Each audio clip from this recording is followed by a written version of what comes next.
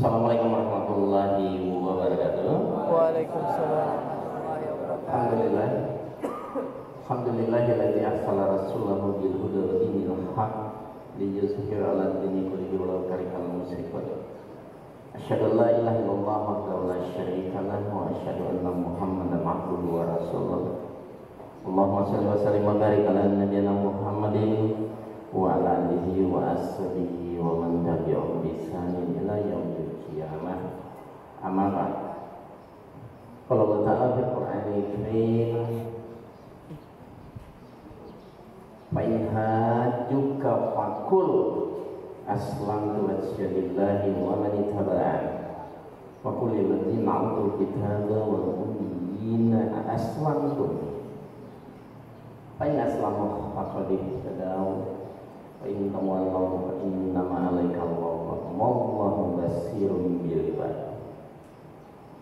Maka laidon kul ya ahlal kitab ta'allaw ila kalimatin sawa'in bainana wa bainakum alla na'budu illallah wa la nusyrika bihi syai'an wa la yattakhidha ba'duna ba'dan arbaban min dunillah fa in tawallaw faqul ashhadu bi anna muslimun. Sadaqallah. Yang alhamdulillah kita bersyukur kepada Allah Subhanahu wa taala di pagi hari yang cerah ini kita semua masih dipertemukan di tempat indah dan sehat walafiat. Salam dan salam semoga tercurah dan junjungan kita, uswatun hasanah kita, teladan kita baginda Rasulullah Muhammad sallallahu alaihi wasallam, beserta keluarga, sahabat dan pengikutnya, mudah-mudahan termasuk kita sekalian di dalamnya. Bapak, Ibu, hadirin sekalian yang semuanya insyaallah dirahmati dan dimuliakan oleh Allah Subhanahu wa taala. Nabi khusus kepada DKM Masjid Asy-Syarif yang telah mengundang kami, saya ucapkan terima kasih sehingga pada pagi ini kita bisa bertemu dan bertatap muka langsung di tempat ini. Hari ini merupakan yang kalau nggak salah ketiga atau 4 kali saya tampil berbicara sini. Beberapa bulan lalu pernah ya. Ya oleh sebab itu ya kita sedikit aja lah, sekedar aja taruh sedikit. Ini nama saya Insan LS Mokoginta, Insan Latif Syafari Mokoginta. Saya mantan Kristen, atau lebih jelas ini sekalian ya, nama Islam Insan LS Mokoginta, nama baptis Tulenses Laos yang beragama Katolik dulu. Saya lahir di Manado 8 September 49, ya, tinggalnya di Jalan Tuguraya nomor 8, Kelapa 2, Cimanggis, Depok. Ya. Status menikah. Ya. Ini kurang. Ini kurang geser. Bentar. Digeser sedikit kali ya. Itu geser sedikit dan fokusnya. Digeser dikit aja ke kanan.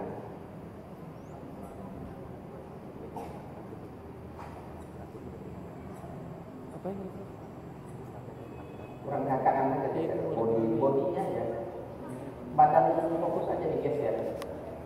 Terus.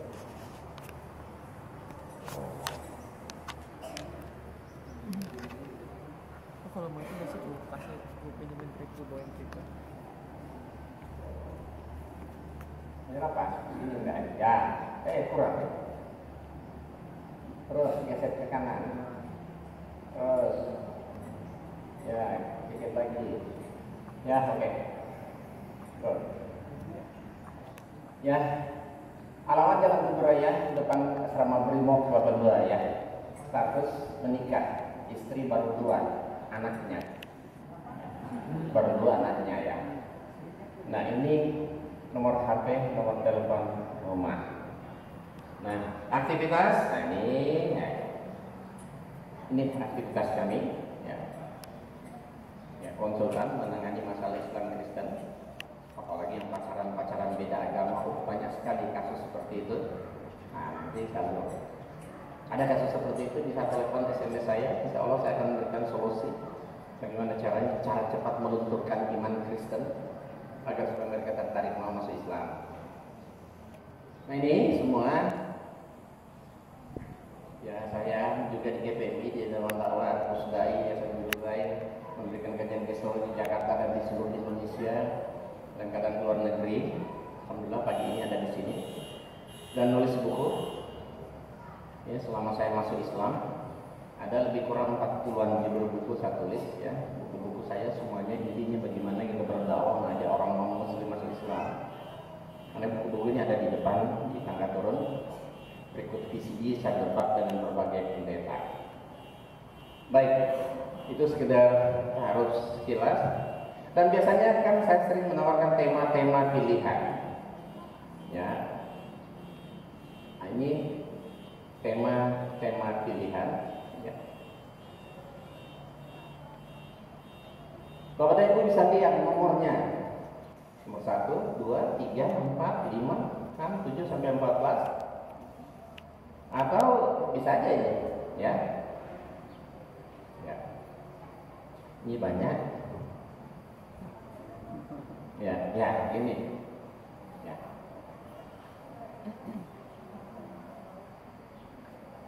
Kita lihat mana mau dibahas.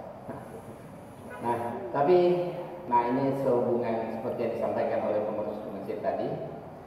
Ini sehubungan dengan kebetulan ini masih dalam suasana Natal dan Tahun Baru, ya kan? Sudah kita non Muslim sedang saat ini sedang memperingati Natal dan Tahun Baru. Karena Natal dan Tahun Baru itu merupakan satu paket, ya kan? Makanya kan selamat Natal dan Tahun Baru gitu biasanya nanti. Makanya saya akan mencoba dibahas nomor 5 ya. Nomor 5. Baik. Tapi sebelum saya masuk ke dalam tema nomor 5 ini, ya. Tadi pembicara pertama, Bapak Ketua DKM Masjid sudah sedikit banyak menguraikan tentang nubuat Nabi Muhammad dalam kitab-kitab suci terdahulu. Beliau juga mengatakan tentang ya, Alkitab itu bukan Injil, bukan. Sebenarnya ya memang ya beda ya. Dan sebenarnya Alkitab ini nggak pantas orang Kristen bilang Alkitab. Itu sebenarnya bukan Alkitab namanya. Ya. Kalau Alkitab itu bahasa Arab, Alkitab itu Quran, ya Pak ya. Nama lain daripada Al-Quran itu Alkitab. Quran kan banyak nama kan, punya banyak sebutan, Al-Zikr, Al-Hudan dan sebagainya. Di antaranya satu Alkitab. Tapi kok mereka pakai nama kitabnya Alkitab?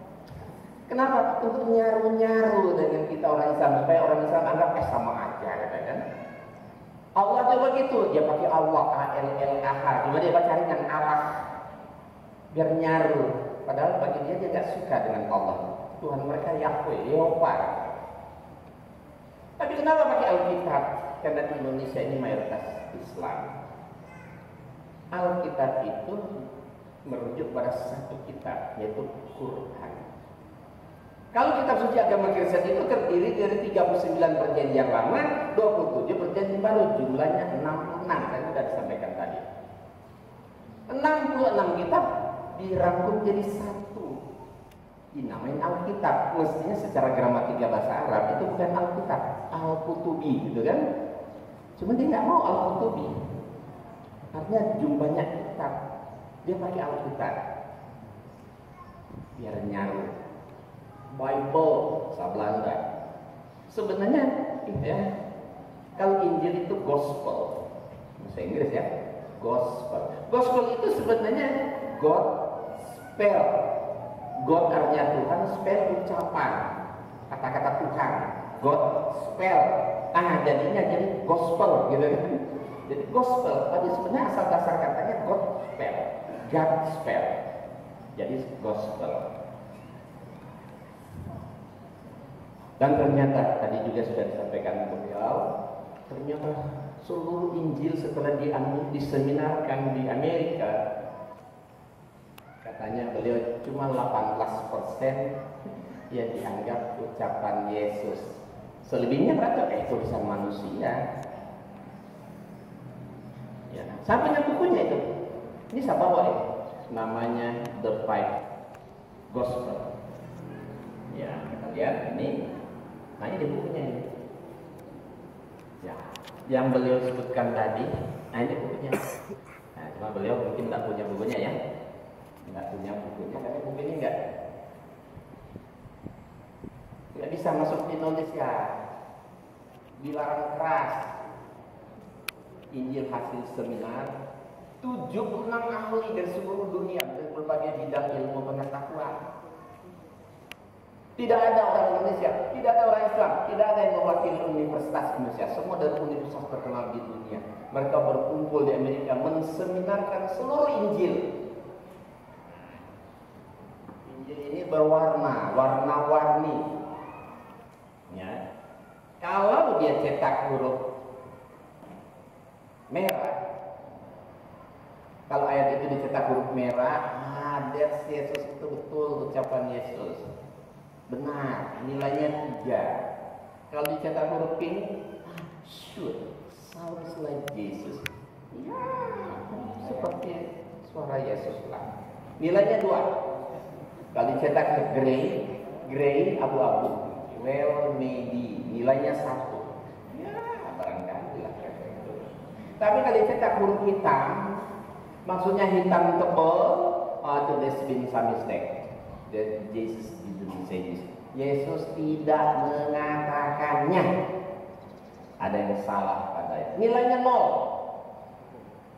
Setelah seluruh Injil itu diseminarkan, saya lewatkan dulu ini. Ya, setelah seluruh Injil itu diseminarkan, akhirnya apa? Nah, semua ayat-ayat yang menunjukkan kebenaran tentang Kristen itu semuanya dicetak huruf hitam tebal. Dan akhir dari seluruh seminar mereka ambil satu kesimpulan seperti ini: 82% of the words ascribed to Jesus in the Gospels were not actually spoken by him, according to the Jesus seminar. 82% yang dianggap ucapan Yesus di dalam Injil sesungguhnya tidak diucapkan oleh Yesus menurut hasil seminar. Berarti seluruh Injil itu berapa persen? Berapa persen? Hanya 18% yang diakui, tapi kebenarannya kurang. Kenapa? Karena red nilainya 3, pink 2, grey 1, black 0, tidak punya nilai kebenaran. Berarti seluruh Injil ini kurang dari 18% yang dianggap ucapan Yesus. Sangat sedikit. Selebihnya apa? Selebihnya apa? Selebihnya tulisan-tulisan tangan manusia, ya kan? Buatan manusia. Makanya kan tidak salah Al-Quran. Tidak salah kan Al-Quran ngomong kan? Kata Al-Quran di surat 2. Surat 2 itu Al-Baqarah ayat 79. Fawailul lillazina yaktubuna al-kitaba biaydihim thumma yaquluna hadza min indillah liyastaru bi thamanan qalilan. Wawailul lahum mimma katabat aydihim wawailul lahum mimma yaksibun. Maka kecelakaan besarlah orang-orang yang menulis Alkitab dengan tangan mereka sendiri, lalu dikatakan ini dari Tuhan, untuk memperoleh keuntungannya sedikit dengan perbuatan itu. Maka kecelakaan besarlah akibatnya apa mereka kerjakan. Sampai 3 kali Allah mengulang-ulang, maka kecelakaan besar. Terbukti apa yang dikatakan Tuhan itu betul. Maka mereka sendiri, para ahli mereka sendiri, ya, 76 ahli dari seluruh dunia berkumpul di Amerika menseminarkan seluruh Injil. Mereka ambil kesimpulan ternyata betul, seluruh Injil kurang dari 18% ucapan Yesus. Selebihnya berarti tulisan-tulisan tangan manusia. Walaupun mereka orang Kristen, tapi mereka ahli dari berbagai bidang ilmu pengetahuan di seluruh dunia. Tidak mungkin mereka berkumpul di Amerika untuk bersepakat berbohong. Nggak mungkin, mereka ilmuwan. Hasil penelitian mereka ungkapkan, walaupun bertentangan dengan hati nurani dia kan. Dia harus sampaikan yang memang ternyata seluruh Injil ini kurang dari 18%. Dia adalah ucapan Tuhan. Baik, itu hanya sekilas. Karena kita tidak membahas spesialisasi spesial tentang ini, karena saya hanya sekedar lebih memperjelas ya yang Pak Ustadz tadi sampaikan, sehingga kita tambah yakin bahwa apa yang beliau katakan itu betul. Nah, cuma saya menggunakan Bible yang kebetulan ada yang beliau bilang tadi, apa ya saya tunjukkan. Ini ada satu tema khusus sebenarnya ini. Baik. Kemarin itu Natal tidak pernah dirayakan oleh umat Kristen. Pada umumnya umat Kristen hanya merayakan hari kematian orang-orang tertentu saja, tidak pernah merayakan hari kelahiran orang tersebut. Nah, perayaan Natal yang dianggap sebagai hari kelahiran Yesus itu mulai diresmikan pada abad keempat. Nanti pada abad ke-5 Masehi, ya, baru gereja Barat memerintahkan kepada umat Kristen untuk merayakan hari kelahiran Yesus. Yang diambil dari mana? Diambil dari pesta pora bangsa Romawi yang merayakan hari kelahiran Dewa Mitra atau Dewa Matahari. Sebab tidak ada seorang pun di dunia ini yang tahu kapan Yesus lahir. Walaupun kita tanya sama Paus yang ada di Roma, tanya sama pendeta sekali berapapun, itu pasti dia akan mengatakan memang Yesus tidak lahir pada tanggal 25 Desember. Bagaimana dengan pohon terang? Pohon Natal itu pasti ada pohon terang kan? Pasti ada pohon terang. Menurut Frederick J. Haskins dalam bukunya Answer the Question, di sana dikatakan hiasan yang dipakai pada upacara Natal adalah warisan dari adat agama penyembah berhala atau paganisme yang menghiasi rumah dan tempat peribadatan mereka yang waktunya bertepatan dengan malam Natal sekarang. Sedangkan pohon Natal itu berasal dari kebiasaan Mesir kuno, ya, yang masanya lama sebelum Yesus lahir mereka sudah terbiasa dengan pohon Natal. Nah, hadirin, apa kata Bible tentang pohon terang? Pohon Natal. Di dalam Alkitab, di kitab Yeremia 10 ayat 3 dan 5 ada ayat bunyinya begini. Bukankah berhala itu pohon kayu yang ditebang orang dari hutan, yang dikerjakan dengan pahat oleh tangan tukang kayu? Orang memperindahnya dengan emas dan perak, orang memperkuatnya dengan paku dan palu supaya jangan goyang. Berhala itu sama seperti orang-orangan di kebun mentimun, tidak dapat berbicara, orang harus mengangkatnya sebab tidak dapat melangkah. Jadi jangan takut kepadanya, sebab berhala itu tidak dapat berbuat jahat dan berbuat baik pun tidak dapat. Jadi kontrak itu sebenarnya berhala. Setiap rumah orang Kristen semua dihiasi dengan pohon Natal, kemudian mereka gantung macam-macam hias macam. Kemudian mereka berdoa menghadap pohon Natal itu lagi kan, menghadapkan pohon Natal, minta macam-macam di situ. Itu kan sama juga menyembah kepada berhala. Padahal Alkitab mereka juga ikut mengecam katanya. Tidak boleh sebenarnya seperti itu. Nah, hadirin,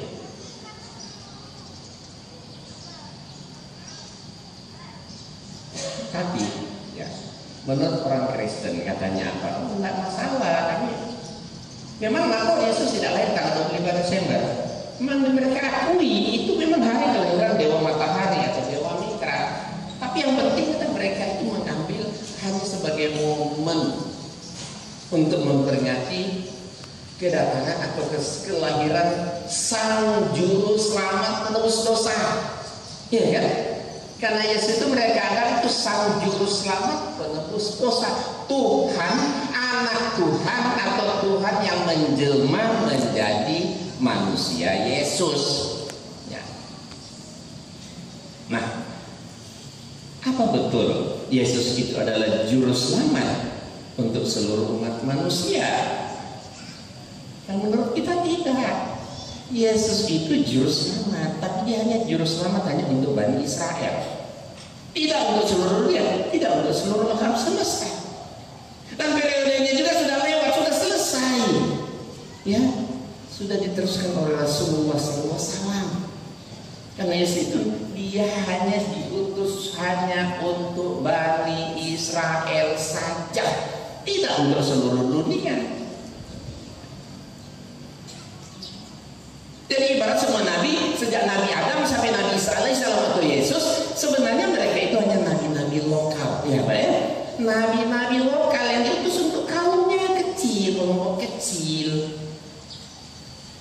Makanya perlu Rasulullah, Allah mengutus seorang rasul terakhir, penutup para nabi, khataman nabiyyin, yaitu Rasulullah SAW. Diutus Rasulullah dengan Al-Quran dan agama Islam untuk apa? Untuk menggantikan apa yang pernah diturunkan dan diutus sebelumnya menjadi satu agama yang rahmatan lil alamin. Tidak untuk orang Arab, tidak untuk orang Timur Tengah, tidak untuk orang Islam, tapi untuk seluruh alam semesta, seluruh umat manusia.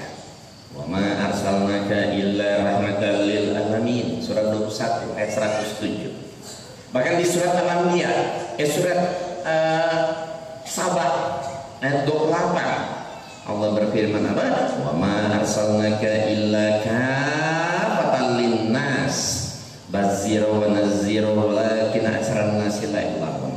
Tidaklah kami mengutus engkau Muhammad melainkan untuk semua manusia untuk membawa berita gembira dan peringatan, tetapi kebanyakan manusia tidak mengetahui. Kata Allah, Rasulullah diutus untuk seluruh alam semesta, seluruh yang bernama manusia. Hanya saja kebanyakan orang nggak tahu. Nah ini berarti kalau Rasulullah diutus untuk seluruh alam semesta, seluruh yang bernama manusia, berarti Islam ini harus kita dakwakan kepada semua manusia. Nggak peduli dia suku bangsa apa, asal masih bernama manusia, semua akan adalah Islam. Iya kan? Karena di Quran kan dikatakan inna dina indallahil Islam. Karena agama yang benar, agama yang diridhoi sialanya satu, ya Islam. Hanya saja kata Allah, kebanyakan manusia tidak mengetahuinya. Kenapa Al-Quran dihina? Kenapa Al-Quran dilecehkan? Al-Quran dihujat. Bahkan di Amerika Al-Quran dibakar, ya kan? Dibakar. Kenapa? Kenapa? Karena ketidaktahuan mereka. Kan Allah bilang tadi kan, kebanyakan manusia nggak tahu. Ya karena ketidaktahuan mereka. Kenapa mereka nggak tahu? Karena belum sampai kepada mereka. Tidak ada yang memberitahu. Maka tugas kita memberitahu, mendakwahkan ini kepada mereka. Seandainya mereka tahu kandungan Quran, seandainya mereka tahu kandungan Bible atau Alkitab itu, mestinya yang dibakar itu Alkitab mereka. Iya, mestinya Alkitab itu betul-betul kitab yang perlu dibakar. Oh, cerita sadis, biadab, bengis, teroris itu semua komplit di Alkitab mereka. Belum cerita setan, apa porno, merayu wanita dan semua komplit di kitab mereka itu. Mestinya yang dibakar kitab mereka. Ya, bukan Quran. Tapi kenapa justru Quran dibakar? Karena ketidaktahuan mereka. Kenapa mereka tidak tahu? Karena tidak ada yang memberitahu, tidak ada yang mendakwakan itu kepada mereka. Maka perlulah kita dakwakan ini kepada mereka, ya kan? Kalau mereka tahu, insya Allah Bible mereka dibakar, bukan Al-Quran. Baik, hadirin, ada satu tradisi yang membudaya, ya, di mana setiap Idul Fitri umat Kristiani mengucapkan selamat Idul Fitri kepada kita. Nah, dengan tanggal 25 Desember, sebagian umat Islam membalas dan mengucapkan selamat Natal. Ya kan? Kalau kita tidak ucapkan selamat Natal, katanya kita ini tidak toleran, ya kan? Masa setiap Idul Fitri mereka mengucapkan selamat Idul Fitri, mengira Natal kita tidak mau mengucapkan. Padahal orang yang tidak mau mengucapkan selamat Natal, orang yang masih mau mengucapkan selamat Natal itu banyak. Kenapa? Karena ketidaktahuan, ya kan? Karena kebodohan dan ketidaktahuan. Yang tidak mau mengucapkan selamat Natalnya orang Islam yang paham, yang pintar, yang mengerti apa Natal itu. Hadir.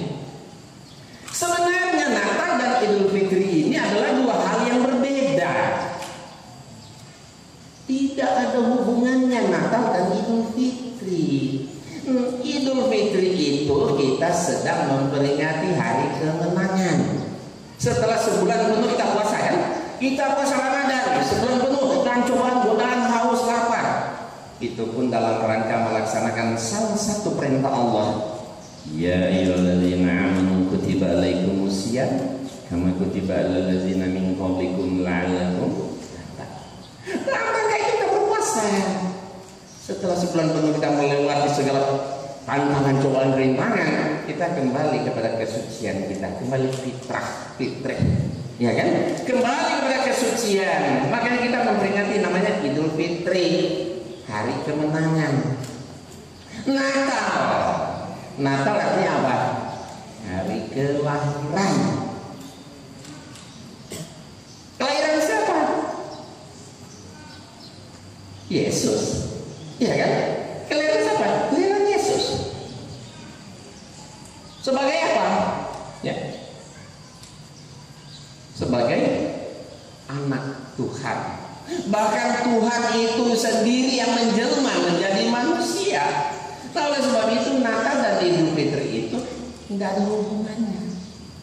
Kita Idul Fitri memperingati hari kemenangan, mereka Natal memperingati hari kelahiran Tuhan. Kan nggak nyambung kan? Nggak nyambung. Itu katanya kalau kita tidak boleh mengucapkan selamat Natal, kita tidak toleran. Sehingga timbul pertanyaan, perlukah kita kaum muslimin membalas ucapan selamat Natal karena mereka mengucapkan selamat Idul Fitri? Perlu kita mengucapkan selamat tahun baru pada mereka setiap tanggal 1 Januari? Atau keduanya tidak perlu? Atau sebagai tanda toleransi katanya, apakah boleh kita mengucapkan selamat Natal dan tahun baru? Atau yang terakhir, jika terpaksa harus mengucapkan kata selamat, nah kira-kira kata apa yang perlu kita ucapkan? Masalahnya begini, kadang-kadang majikan kita Kristen, bos kita Kristen, komandan kita Kristen, atasan kita di kantor Kristen, kan banyak yang begitu kan? Nah ini kita kan serba salah, dilema. Kan setiap Idul Fitri kita salami kita semua kan? Nah giliran Natalan kita mau kucing-kucingan nggak enak, nah ketemu dia mari kan? Menghindar nggak enak, ini serba salah.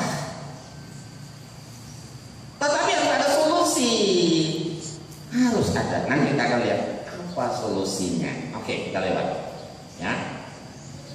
Nah, jadi kita lihat sini. Sudah saya lewatkan dulu ini. Natal. Ya. Natal adalah hari kelahiran. Kelahiran siapa? Yesus. Sebagai apa?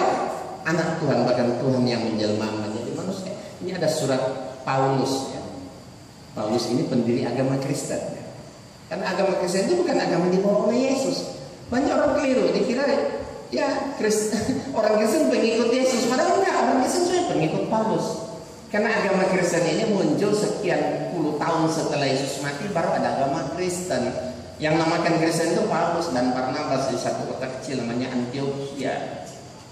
Yesus tidak pernah tahu agamanya disebut Kristen, makanya di Al-Quran saya yakin semua sudah baca Quran, tapi bukankah tidak pernah kita menjumpai dalam Quran ada satu kata Kristen? Yang ada Nasoro, ya kan? Kenapa Nasoro? Karena Yesus itu berasal dari satu kota kecil namanya Nazaret.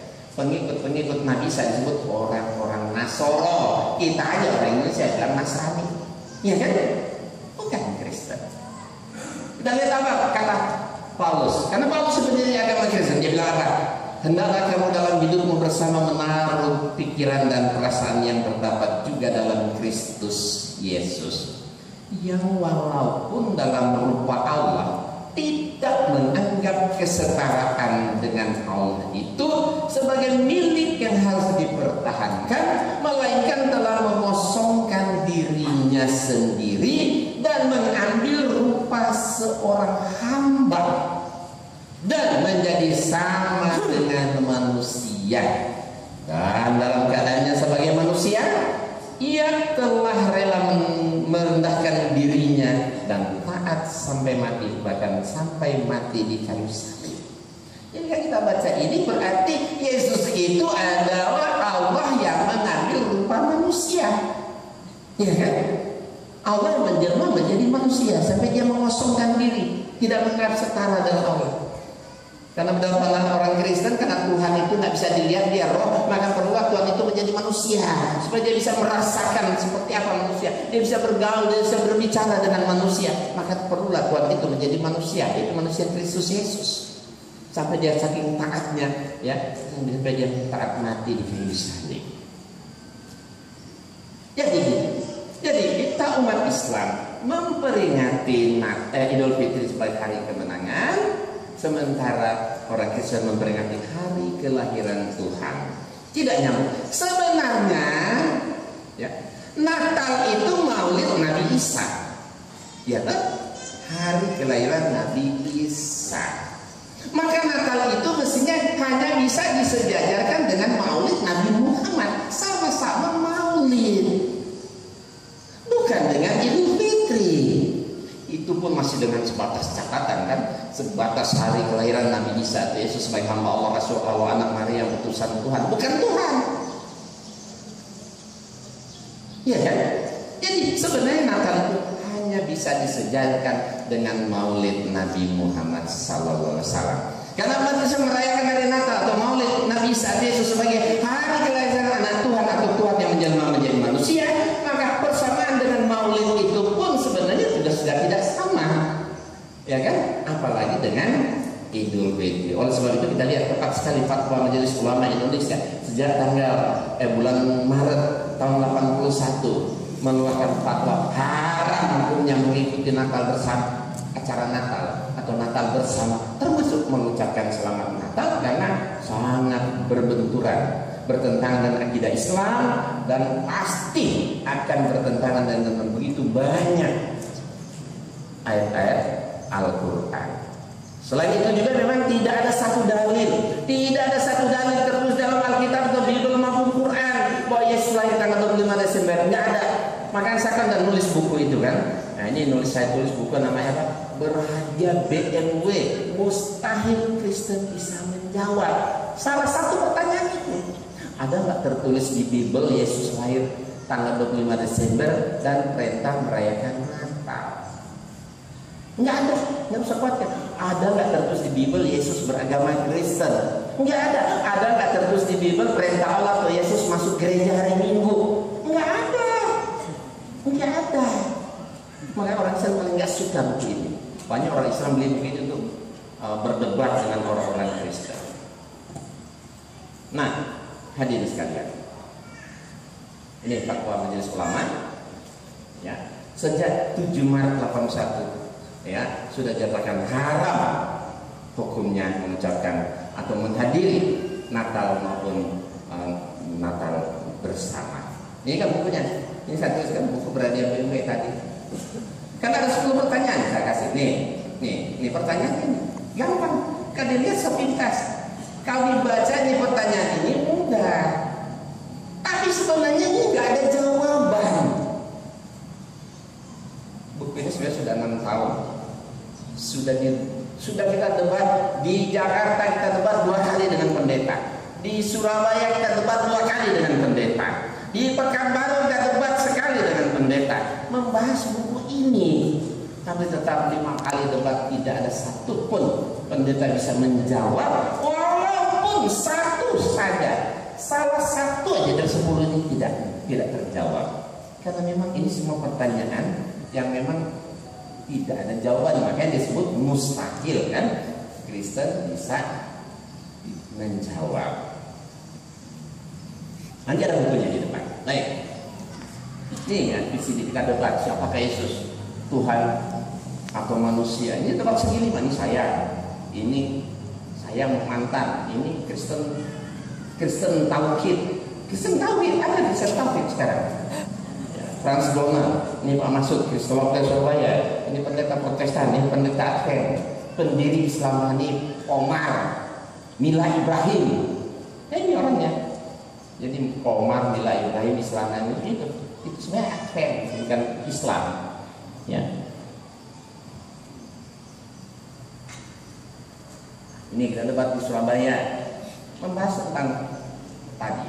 Baik, hadirin. Jadi mengucapkan selamat hari Idul Fitri dan Natal antara Islam dan Kristen setiap tahun selalu ini jadi masalah pembahasan. Apakah dia bilang boleh, dia bilang tidak, macam-macam. Nah, ada bilang apa-apa toleransi. Bahkan koran kemarin beberapa hari lalu saya gunting satu clippingnya, saya ambil di sini, saya bawa ya, koran Republika. beberapa hari lalu. Apa? Ada kan? Ini satu. Ini Republika. Ucapan Natal tidak boleh.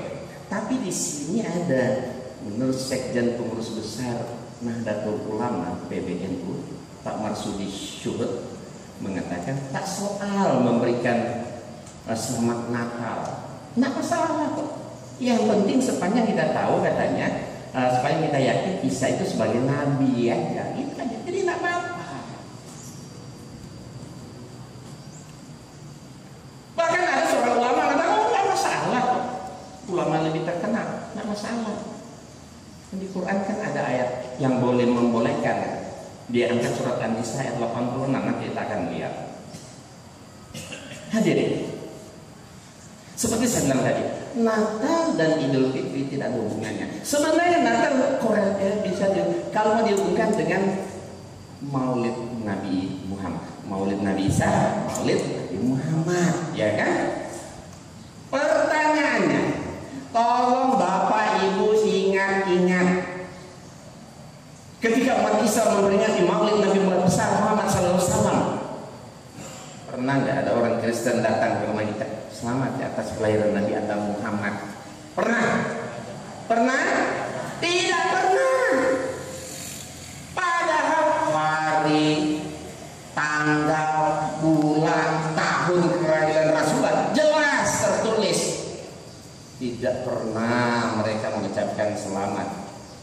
Berarti mereka tidak pernah menghargai, menghormati Nabi kita. Kenapa giliran Yesus yang tidak ada satu manusia tahu kapan lahirnya di dunia? Tuhanlah yang lahir kan?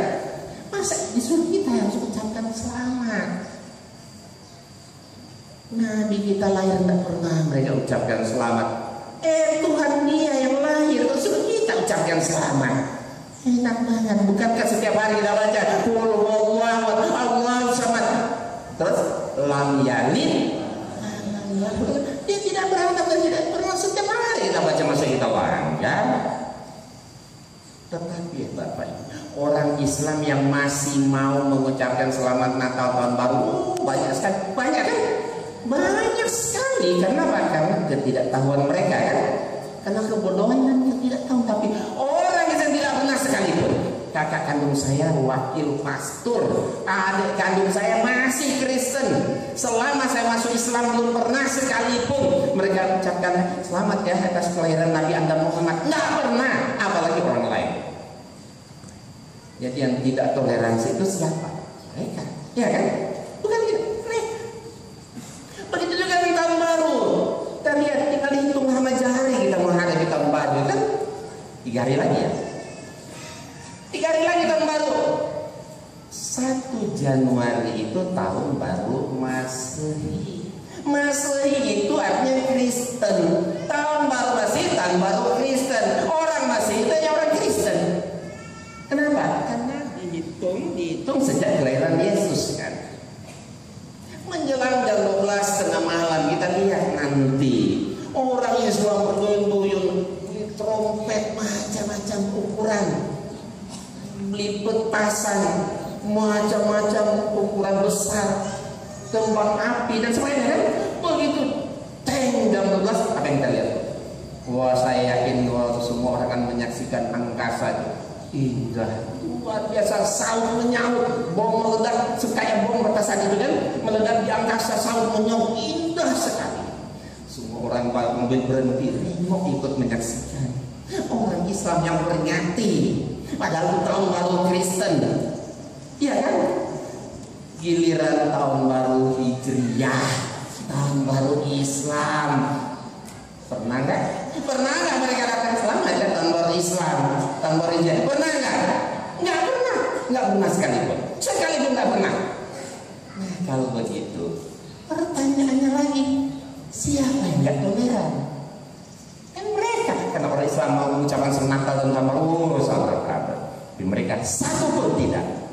Luar biasa. Berarti mereka tidak pernah menghargai tahun baru Islam, tidak pernah menghargai kelahiran Nabi kita, karena menurut mereka tidak ada wahyu setelah Injil, tidak ada Nabi setelah Yesus. Pandangan orang Kristen. Nah, hadirin, Kita bukan tidak boleh mengucapkan selamat kepada orang Kristen. Boleh. Dalam rangka hablum minan nas. Kita jaga perlu. Contoh gini. Ibu bapaknya, ada tetangga kita Kristen menikah. Tetangga. Diundang. Datang kan? Udah datang. Perlu beli kado kan? Beli kado. Selamat. Tetangga Kristen melahirkan anak. Gimana? Tengok. Beli popok bayi kamu tuh kan? Selamat. Enggak masalah.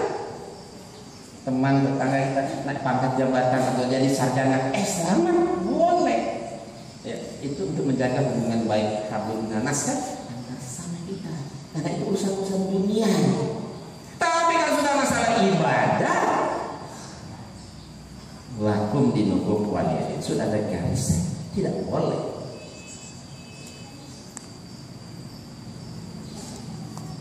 Ada orang mencuri, selamat ya, Anda telah berhasil mencuri.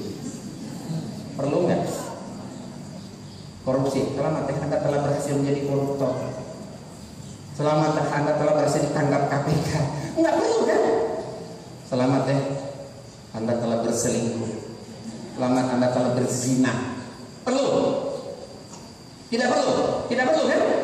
Jadi setiap perbuatan maksiatillah, setiap perbuatan maksiat kepada Allah tidak perlu dihargai, dihormati, disalami.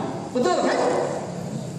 Sekarang saya tanya, orang selingkuh, berzina, korupsi, berbuat kejahatan-kejahatan lain, bisa nggak Allah ampuni dosa itu? Bisa. Bisa Allah ampuni kok. Asalkan apa? Taubatan nasuh. Bisa Allah ampuni. Tapi ada satu dosa yang Allah tidak akan pernah ampuni seumur-umur itu. Dosa apa? Dosa sirik. Dosa sirik itu satu-satunya dosa tidak akan pernah diampuni oleh Allah Subhanahu wa taala. Tempatnya di mana? Neraka. Mereka kekal di dalamnya. Nah, sekarang ada orang sedang memperingati dosa syirik besar-besaran. Mereka sedang memperingati syirik akbar. Lah, memperingati hari kelahiran Tuhan kan berarti sedang memperingati syirik akbar. Iya kan? Syirik terbesar loh. Seulang tahun Tuhan. Iya kan? Hari kelahiran Tuhan dirayakan. Suruh kita salami, hormati.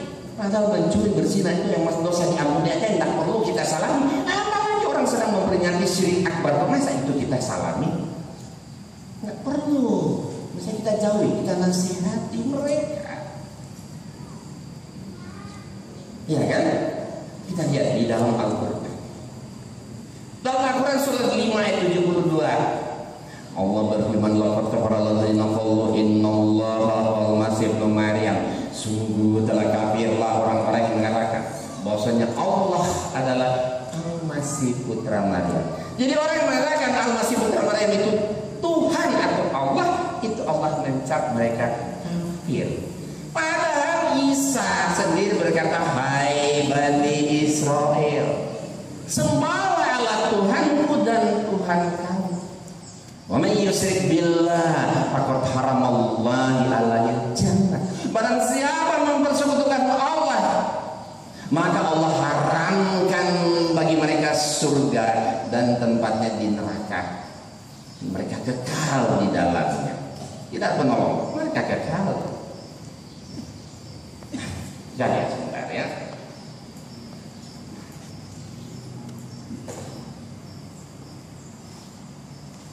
Ini dosa. Kafir setiap orang yang menuhankan manusia Isa. Surat 5 ayat 72 ya. Sungguh telah kafirlah orang yang berkata musuh Allah ialah Al-Masih putra Maryam. Al-Masih berkata, hai Bani Israel, sembahlah Allah Tuhanku. Dan jadi Yesus sendiri menyembah hanya kepada Allah yang dia sembah, bukan dia yang disembah-sembah. Ini kan ucapan Yesus. Sesungguhnya orang yang mempersekutukan Allah dengan suatu apapun, maka Allah haramkan bagi mereka surga dan tempatnya di neraka. Kita lihat di ayat berikutnya, surat Al-Maidah ayat 73. Maka kepada alladzina qalu innallaha thalithu thalatsa. Sungguh telah kafirlah orang-orang yang mengatakan bahwasanya Allah salah satu dari tiga. Tiga itu kan terintas, Tuhan Bapa, Tuhan Anak, Tuhan Roh Kudus. Padahal sekali-kali tidak ada Tuhan selain dari Tuhan yang Maha Esa. Jika mereka tidak berhenti dari apa yang mereka katakan itu, pasti orang-orang yang kafir di antara mereka akan ditimpa siksa yang pedih. Nah, kita lihat. Setiap hari kita baca Qul huwallahu ahad. Qul itu artinya apa? Katakan. Ini perintah loh. Setiap kata qul itu kalimat perintah, ya kan? Allah suruh katakan apa itu? Pertama qul huwallahu ahad. Allah itu esa. Mereka tidak mengesahkan Allah dibikin Tuhan Anak, Tuhan Bapa, Tuhan Anak, Tuhan Roh Kudus. Padahal diperintahkan suruh katakan kepada mereka Allah itu. Qul, katakanlah Allahus Samad. Allah tempat bergantung kepadanya segala sesuatu. Mereka bergantung kepada semua Tuhan-Tuhan lain. Dan ketiga, qul, suruh katakan lam yalid wa lam yulad. Katakanlah bahwa dia tidak beranak dan tidak diperanakan. Orang sedang memperingati hari kelahiran anak Tuhan. Kok kita selami? Padahal disuruh katakan itu Tuhan itu tidak beranak dan tidak diperanakan. Qul walam yakul lahu kufuwan ahad. Tidak ada yang setara dengan Allah. Mereka mensetarakan Allah, Tuhan Bapa Allah, Tuhan Anak Allah, Tuhan Roh Kudus Allah. Tiga-tiga mereka sembah sebagai Tuhan. Padahal Allah perintahkan suruh katakan dia tidak beranak dan tidak diperanakan. Nah, hadirin, kita lihat surat 19, surat Maryam ayat ya 88 sampai 91 ya, surat 19 ya. Surat 19 itu surat Maryam ayat 88 sampai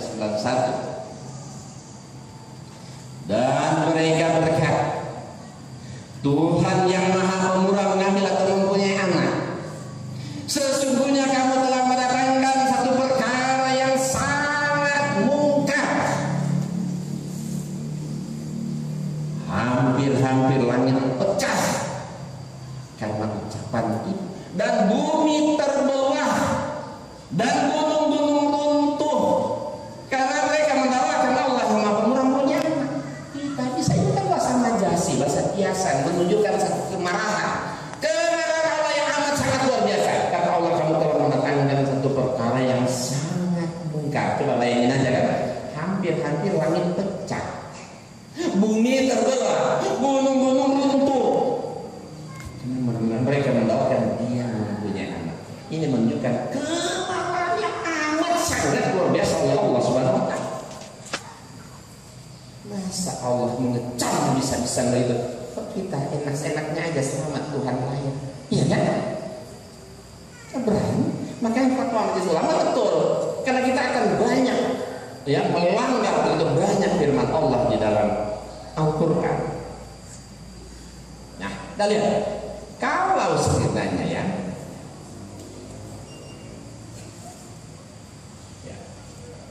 kalau betul-betul Tuhan itu mempunyai anak, dalam surat Az-Zukhruf ayat 81, qul in kana lirahmani waladun fa ana awwalul lahidin. Katakan itu suruh katakan kan? Jika benar Tuhan yang Maha Pemurah mempunyai anak, akulah Muhammad orang yang mula akan memuliakan anak itu. Iya kan? Kalau betul-betul Tuhan punya anak benaran, pasti Rasulullah SAW orang yang pertama-tama akan memuliakan anak itu. Pasti dalam begitu banyak di saat beliau akan menyuruh kita untuk menyembah pada anak itu. Iya kan? Pasti. Tapi itu satu pun kita tidak jumpai. Ya, kalau betul-betul Allah mempunyai anak, pasti Rasulullah orang pertama yang akan menyembah dan akan mengajarkan kepada kita untuk menyembah kepada anak itu.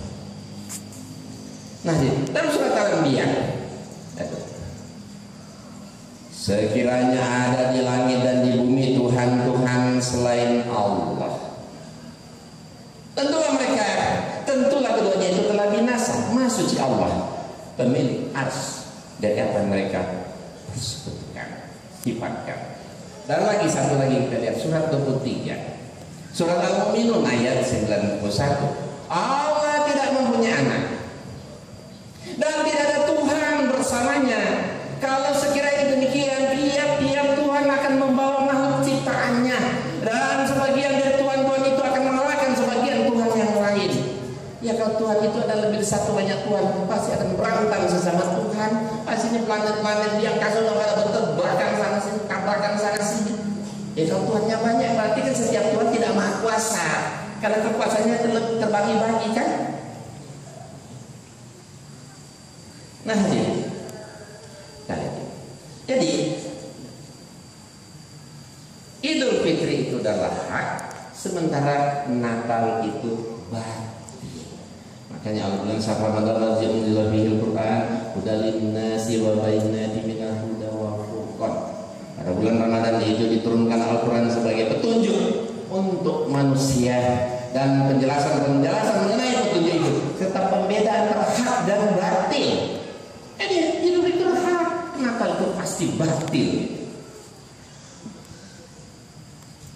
Nah, hadir. Kita lihat. Lewat. Nah, ini.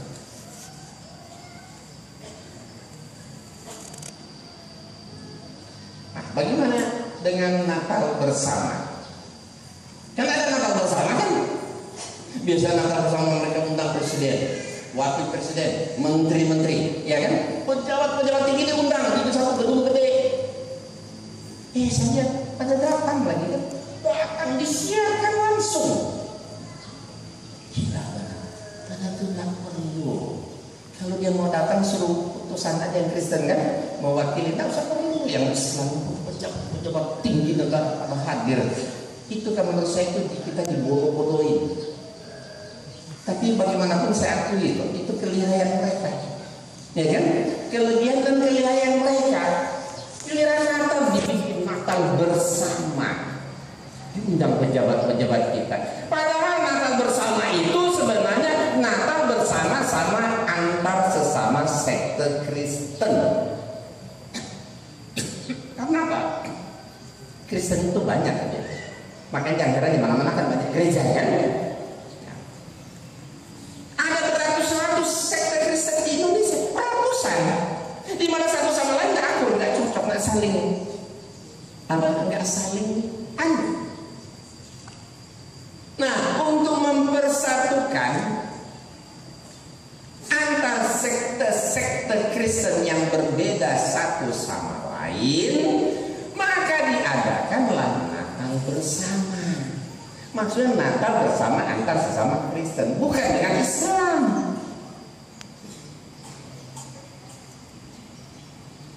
Jika menghadiri Natal bersama boleh, dan tidak akan merusak akidah, ya kan? Kenapa tidak ada Idul Fitri bersama, Idul Adha bersama, Waisak bersama, Nyepi bersama, Imlek bersama, ya, Maulid bersama, Isra Mi'raj bersama dan lain-lain? Kan nggak ada kan? Nggak ada kok. Yang ada cuma Natal bersama. Kita ketika bikin Maulid Nabi di masjid, tidak pernah kita undang orang agama-agama lain lah ikut rame-rame, bahkan najis kok mereka akan masuk sini, ya kan? Nggak pernah kita sholat Idul Fitri, Idul Adha, kita undang agama-agama lain nyaksikan, nggak perlu. Kenapa? Itu sudah masalah ibadah, udah laku di lingkungan dia. Kalau orang Bali nyepi juga kan dia tidak undang kita rame-rame menyepian bersama, ya kan? Yang ada cuma satu, Natal bersama.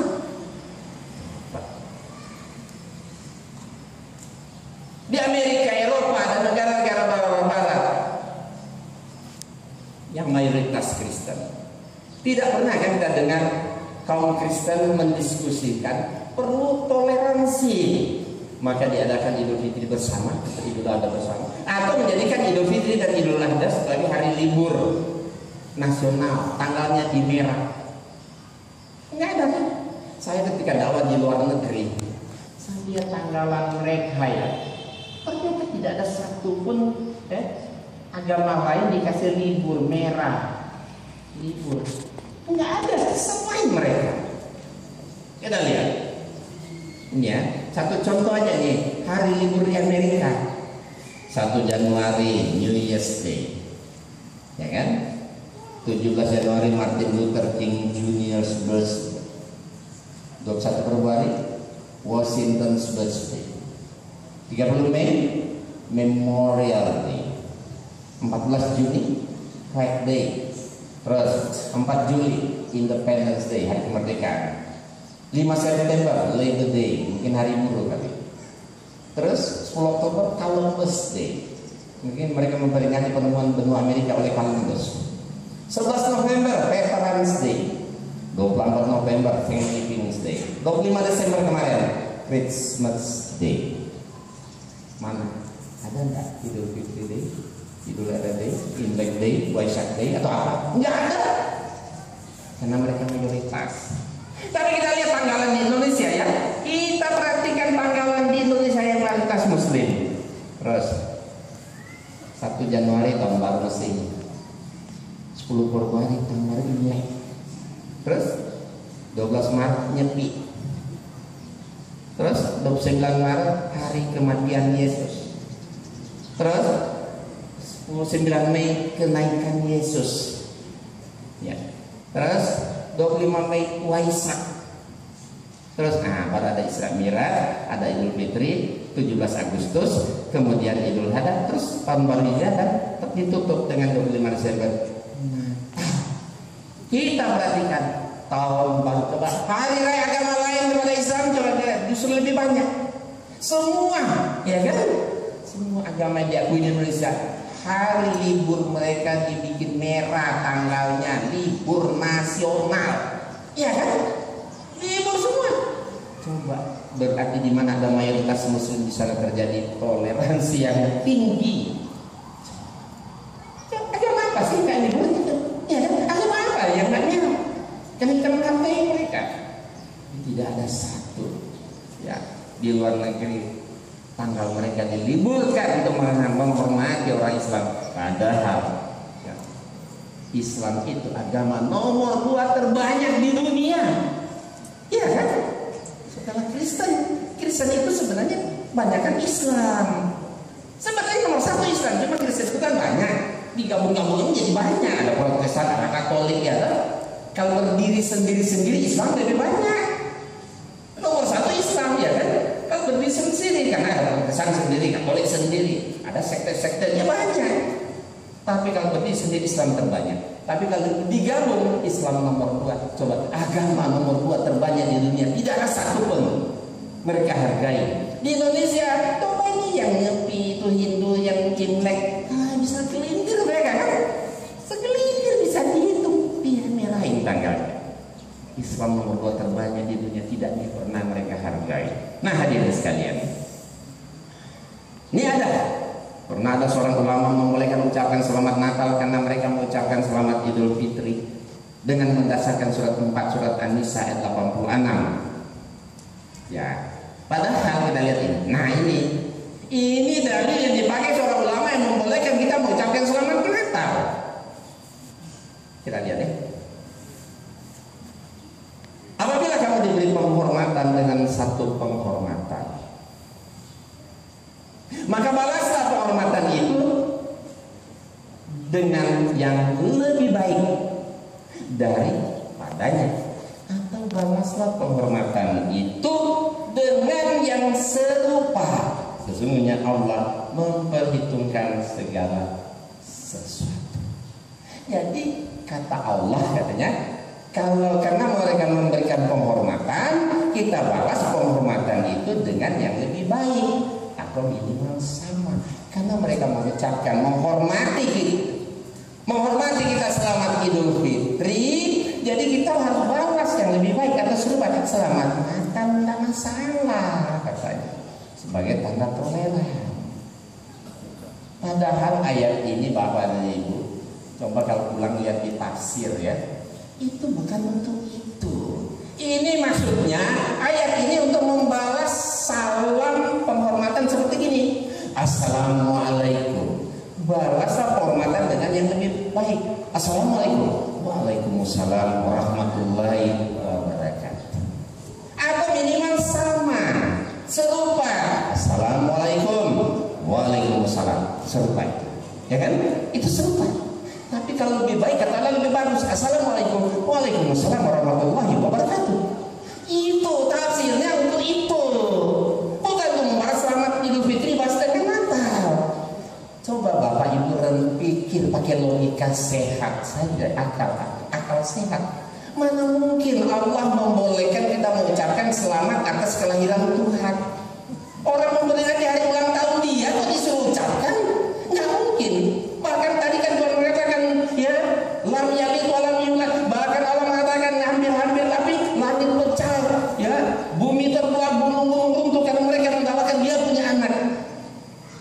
Allah akan mencap mereka kafir kekal di api neraka karena menuhankan Yesus. Jadi tidak mungkin di satu pihak Allah mengecam habis-habisan, ya kan, ancaman neraka dan sebagainya, tapi di satu pihak Allah membolehkan ucapkan. Tidak mungkin, ya kan? Sangat tidak masuk akal. Jadi kata ulama kemarin yang saya baca tadi di koran beberapa hari lalu, ya nggak apa-apa katanya. Sepanjang kita tahu itu kalian Nabi Isa kan. Ini orang Kristen mau itu Natal hari kelahiran Yesus biasa-biasa aja. Oh iya, ini tidak pernah mengaku Yesus Nabi kok, ya kan? Mereka tetap meyakini itu kelahiran anak Tuhan, bahkan Tuhan yang menjelma menjadi manusia. Maka tidak perlu, ya. Tapi ada satu solusi. Nah, ini solusi. Kadang-kadang majikan kita Kristen, bos kita Kristen, atasan kita Kristen, pemerintahan kita Kristen. Banyak kan begitu di kantor. Kita setiap Idul Fitri mereka ucapkan selamat Idul Fitri. Giliran Natal, gimana ya? Kita nggak ucapkan salam, kita mau menghindar. Nggak enak juga kan? Karena ketemu, apalagi majikan, atasan kita, bos kita, takut nanti dipecat, atau naik gaji, atau nggak naik jabatan, atau dikucilkan kan? Nah itu gimana? Ini solusi kan? Yang penting kita bukan datang bernatalan, ya kan? Mereka bikin di gedung Natalan kita undang kita datang, bukan itu. Yang penting di kantor setiap ketemu mereka kan setiap hari walaupun bukan Natalan atau hari itu, kan selalu biasa kita selamat kan? Sudah salaman tangan atau selamat. Pada saat itu jangan ucapkan selamat Natal dan tahun baru, kita ucapkan ini. Semoga Allah memberi petunjuk dan hidayah kepada Anda di hari ini. Sekali lagi, semoga Allah memberi petunjuk dan hidayah kepada Anda di hari ini. Biasanya kalau setelah dipraktekkan ini, mereka kaget. Kan biasanya selamat Natal tahun baru. Ini semoga Allah memberi petunjuk dan hidayah kepada Anda di hari ini. Itu sesuatu yang asing di kuping mereka. Pastinya kaget. Pada saat dia lagi sedang kaget, kita langsung timpali. Itu kan doa saya kepada Bapak. Memang nggak boleh saya doain Bapak. Itu malah dia, oh makasih. Didoain kok masa nggak mau kan? Akhirnya si Kristen, ya, makasih. Itu ucapan yang paling bijaksana untuk menjaga hablum minan nas dengan mereka. Kalau kita ucapkan ini, insya Allah kita dapat pahala. Tapi kalau kita ucapkan selamat Natal tahun baru, kita pasti dapat dosa. Ya kan? Pilih mana sekarang kan? Mau dapat pahala atau dosa? Sebenarnya ini bahasa kasarnya, ini kan bahasa halus, ya Pak ya? Bahasa kasarnya semoga Allah memberi petunjuk Anda masuk Islam. Itu kan bahasa kasarnya Pak ya? Cuma kan nggak enak ucapan begitu kan? Ini kan intinya kita doain supaya dia masuk Islam, diberi hidayah masuk Islam. Memang kita bahasanya semoga Allah memberi petunjuk dan hidayah kepada Anda di hari ini. Itu ucapan yang paling bijaksana untuk menjaga hubungan hablum minan nas dengan mereka, ya Bu ya, Pak ya. Jadi itu merupakan solusi yang terbaik. Tapi gimana kita lihat, ya Natalan itu luar biasa mereka peringati seluruh dunia. Bahkan kadang-kadang ya di toko-toko supermarket dan sebagainya orang-orang kerja kita disuruh pakai baju Natal, suruh pakai baju Sinterklas atau macam-macam itu kan. Jangan mau itu. Anak muda kita ya, hati-hati, anak muda kita tuh rentan ya, banyak yang nggak ngerti apa Kristen itu, karena di hidup beragama di Kristen tuh paling enak ya, iming-iming di Kristen paling enak. Nah kata mereka ya, mudah kok, bisa ngapain Anda sholat seminggu 35 kali, seminggu kan sehari 5 kali, seminggu 35 kali. Kalau di Kristen cukup seminggu hanya sekali doang, ya kan? Nggak usah repot-repot. Asal yang penting, asal percaya kepada Yesus sebagai Tuhan dan Juru Selamat, dijamin pasti masuk surga, pasti katanya. ibadah seminggu sekali dijamin pasti masuk surga. Enak banget. Kalau Islam apa masih insya Allah, serba insya Allah katanya. Berarti belum pasti. Kalau Kristen dijamin pasti. Ibadah seminggu sekali dijamin pasti masuk surga. Dosa ditebus lagi. Enak sekali. Ya kalau memang benar ya tentu kita lebih cenderung memilih agama yang paling mudah diamalkan. Kita akan cenderung memilih agama yang paling ringan resikonya. Agama paling mudah dan ringan resikonya agama Kristen, ya kan? Tapi kenapa saya tidak bapak-bapak dari ibu tidak mau ini? Ya kan memang nggak logik. Masa kalau kita enak-enak berbuat dosa, kan? Suruh apa? Yesus yang pikul, katakan. Nah, hadirin sekalian. Jadi pada dasarnya, ya, Nabi satu, kelahiran Nabi satu, Yesus yang mereka peringati, ya, itu tidak perlu kita ikuti. Karena dalam pandangan Islam, ya, Nabi Isa itu bukan rasul terakhir yang diutus untuk seluruh dunia, seluruh alam semesta. Dia hanya nabi lokal, hanya diutus untuk apa?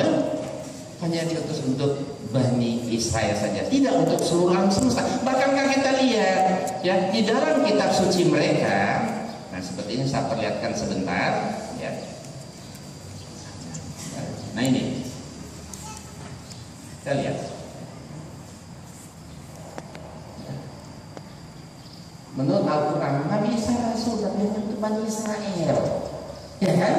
Tidak untuk seluruh dunia. Ternyata ada di kitab dia. Ini ucapan Yesus.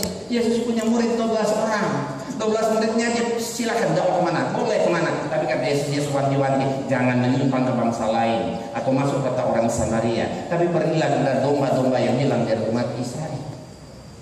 Ya kenapa? Kan memang dia ditugaskan hanya untuk Bani Israel. Bahkan kalau kita lihat di sini, ya apa kata Yesus? Matius 15:24.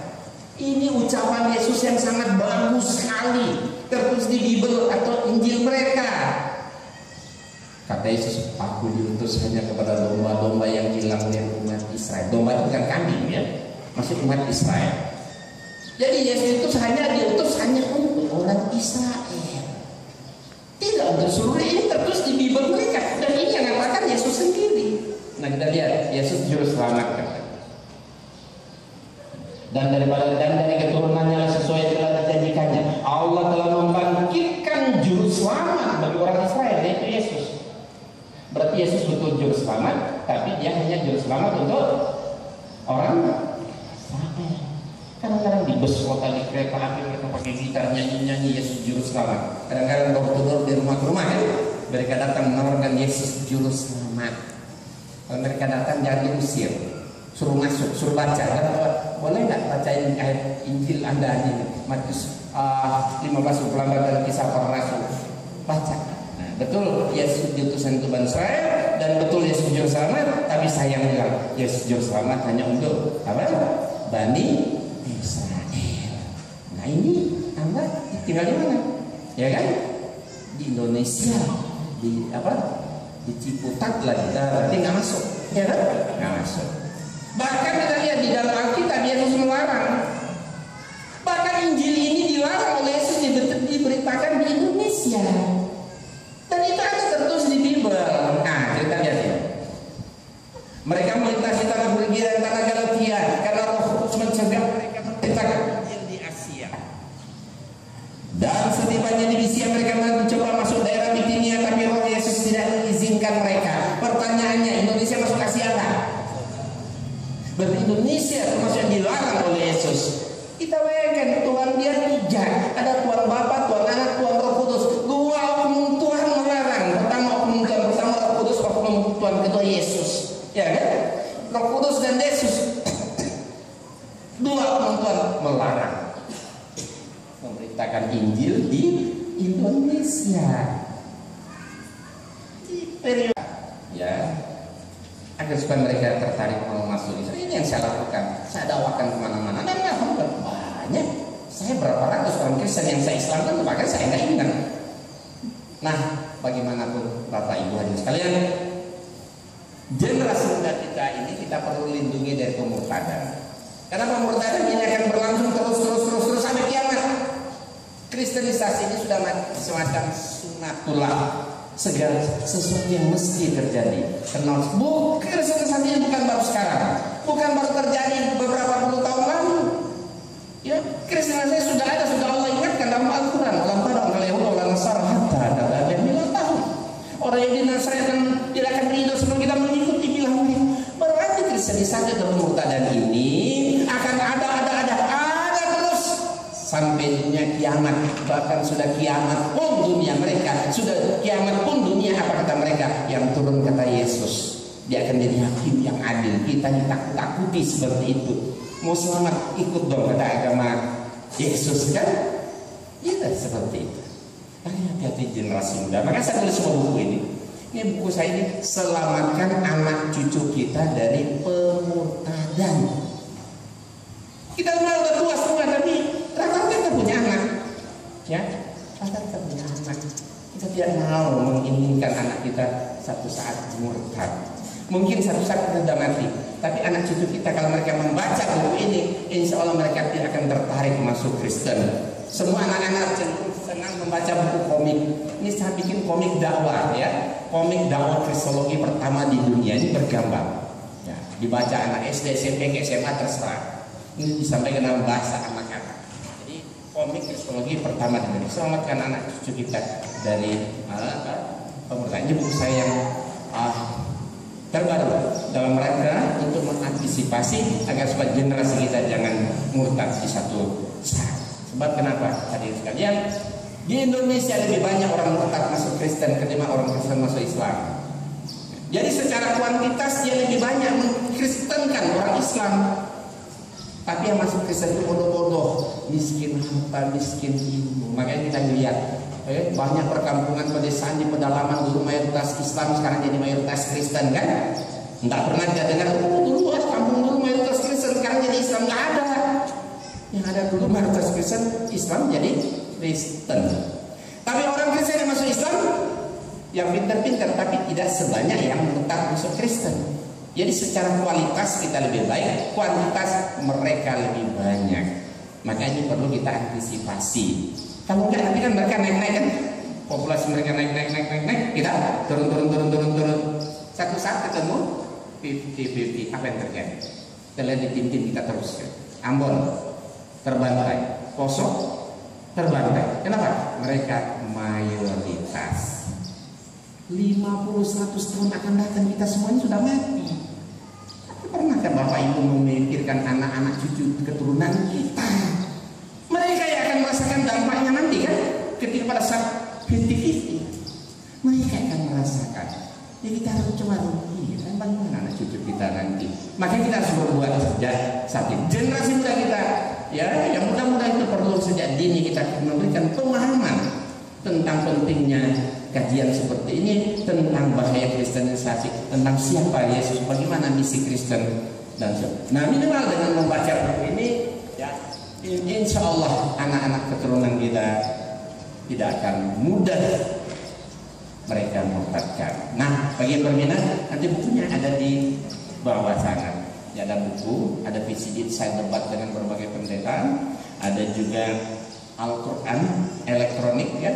Hanya disentuh pakai pen bisa mengeluarkan 12 kori, 12 suara, bisa menerjemahkan dalam berbagai bahasa, bisa membaca kata per kata, bisa menafsirkan, bisa merekam suara kita, bisa semua ya. Jadi saya juga punya Quran elektronik yang tercanggih, lebih canggih jauh daripada yang di televisi, jauh lebih canggih. Udah jauh lebih canggih, jauh lebih murah lagi. Insya Allah saya bawa ini. Ya, nanti setelah acara ini silakan nanti Anda yang berminat. Nanti ada di depan atau saya bisa demo di sini saya bawa. Demikian. Silakan kalau ada yang mau bertanya. Baik, terima kasih.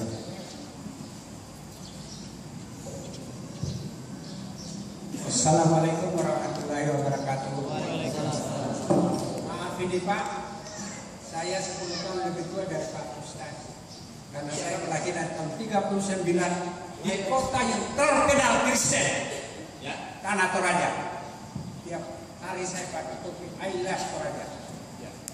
Tapi ingat, waktu saya kecil, kami sembahyang di masjid yang terbuat dari daun. Sekarang putra yang lahir dari situ membuka masjid di Makale, membuka masjid di Rantepao, membuka masjid di Tator. Dan saya ingatkan teman-teman, wah tergantung dari didikan orang tua kita. Saya zaman kecil kelas 4 SD tiap hari Natal pergi minta duit kepada orang Natal. Tapi karena saya dibesarkan dalam agama Islam, tahbid pun sedikit tidak pernah berubah. Itu penting, karena dari rombongan ini yang paling jelek dan yang paling bodoh mungkin saya. Ya, teman-teman saya ada yang jadi menteri, teman-teman saya ada yang jadi tokoh nasional, bahkan ada yang termasuk terkaya di Indonesia. Itu kita dibesarkan dia. Tapi maaf Pak, ini keluarga itulah yang sangat menentukan. Keluarga dari kecil, ya. Saya masuk gereja katedral, diperintah tetap hati saya tetap, oh saya kan orang Islam. Dia cerita tidak. Ini yang paling penting, tidak seluruhnya. Saya contohkan, pada tahun 56 saya ke Amerika. Kita tidak pernah menemukan orang Islam.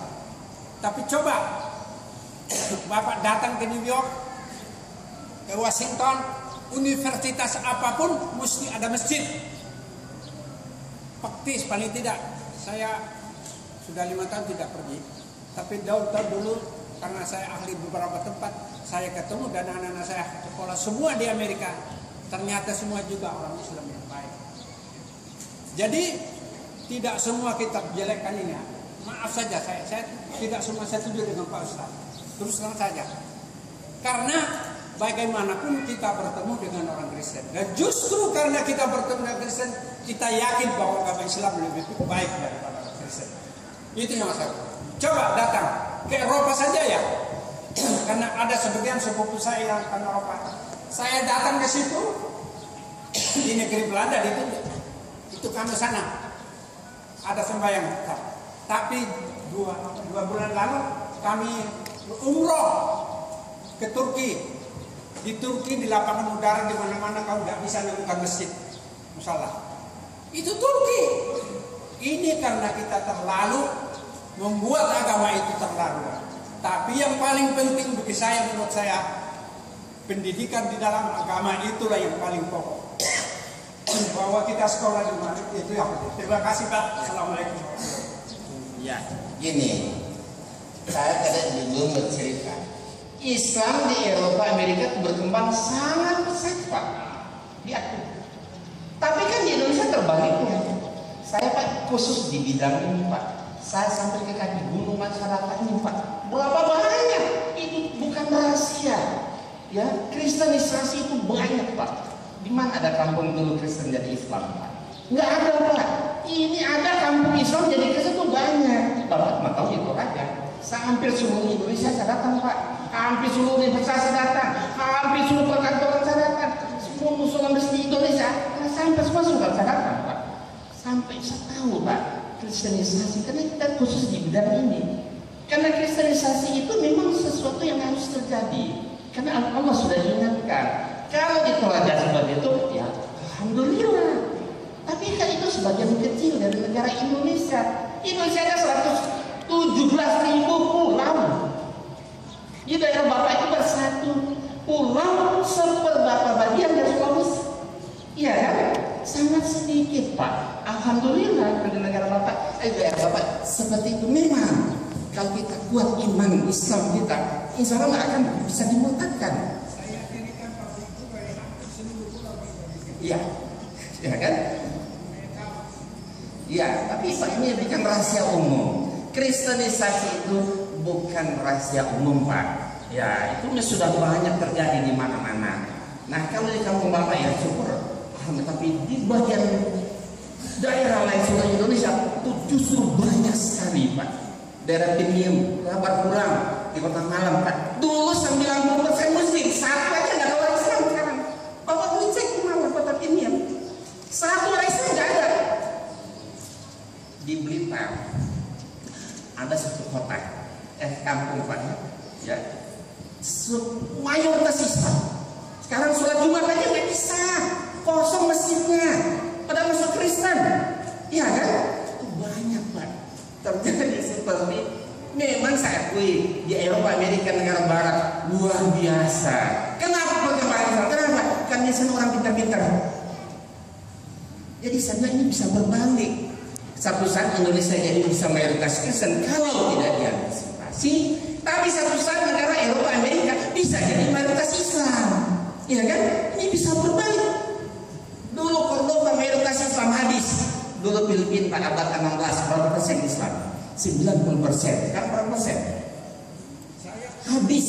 Saya sekolah di Filipina, Pak. Ya, mayoritas Islam atau Kristen, Pak? Caranya, Filipina mayoritas Islam atau Kristen? Mayoritas apa? Kristen, semua menjawab.